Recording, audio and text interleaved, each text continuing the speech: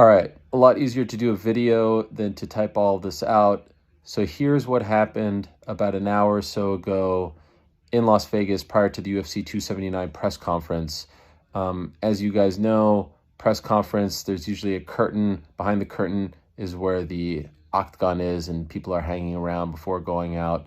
Well, before going out, behind the curtain, there's Khamzat Chimaev and his team. There's Kevin Holland and his team. They've been exchanging some words as of late, and they started to exchange some words, and they got very close to each other and were kind of pushing each other and whatnot. No real physical activity, so to speak, in terms of like serious kicks, punches landed, but there was definitely, some physicality, if you will.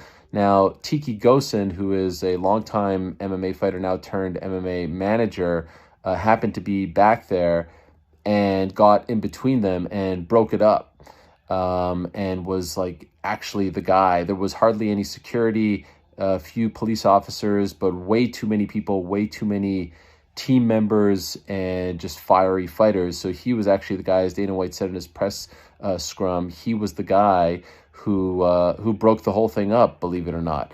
And then Nate and his team show up, and as the whole thing between Holland and Chimaev dies down, they see Tiki standing next to Chimaev. Nate and his team go a long way with Tiki and are kind of confused about that, unhappy about that. Words, exchanged,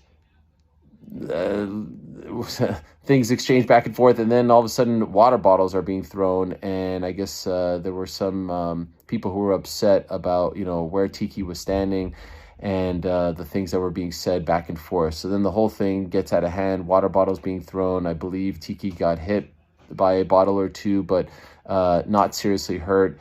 Then once that kind of escalated, everyone was finally pulled apart, and they decided to cancel the press conference.